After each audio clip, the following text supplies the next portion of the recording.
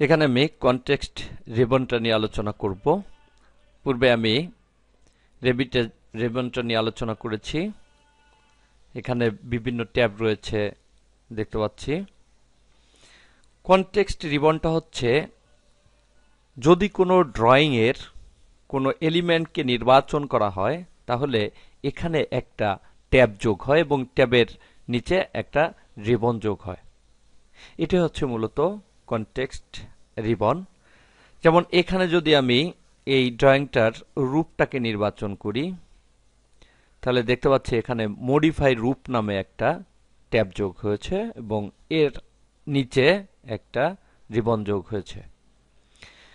এই রিবনটার নামই context ribbon. আবার এখানে আমি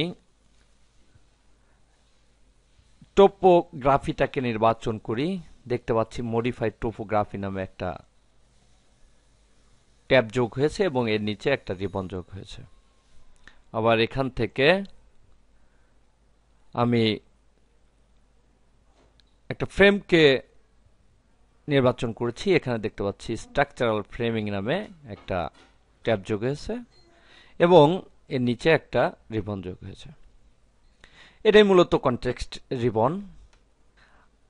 আবার যদি আমি কোনো কিছু ড্রয়িং করি, এখান থেকে আমি একটা ওয়াল ড্রয়িং করি, দেখতে পাচ্ছি ওয়ালটা নির্বাচন করার পরে কনটেক্সট রিবনটা এখানে চলে আসছে, অর্থাৎ মডিফাই প্লেস ওয়াল।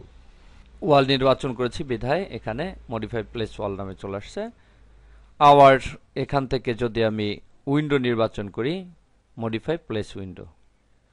অর্থাৎ আমি যেটাকেই নির্বাচন করব না কেন এখান থেকে, তার জন্য একটা কনটেক্সট রিবন এখানে যোগ হবে। আবার নিচে দেখতে পাচ্ছি অপশন বার। এটা হচ্ছে বিভিন্ন অপশন দিয়ে থাকে যে পুশ বাটনটা আমি ক্লিক করব তার জন্য। যেমন এখানে আমি যখন আমি ওয়ালে ক্লিক করেছি, এখানে দেখতে পাচ্ছি অনেক ধরনের অপশন চলে আসছে, level, height, location, line, chain.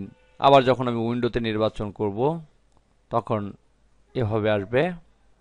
অর্থাৎ এখান থেকে যখন কোনো পুশ বাটনকে আমি নির্বাচন করব তখন এখানে অপশনটা চেঞ্জ হবে। আবার এখানেও যখন কোনো ড্রয়িং এর কোনো এলিমেন্টকে আমি নির্বাচন করব তখন এখানে চেঞ্জ হবে, দেখতে পাচ্ছি এখানে চেঞ্জ হয়েছে,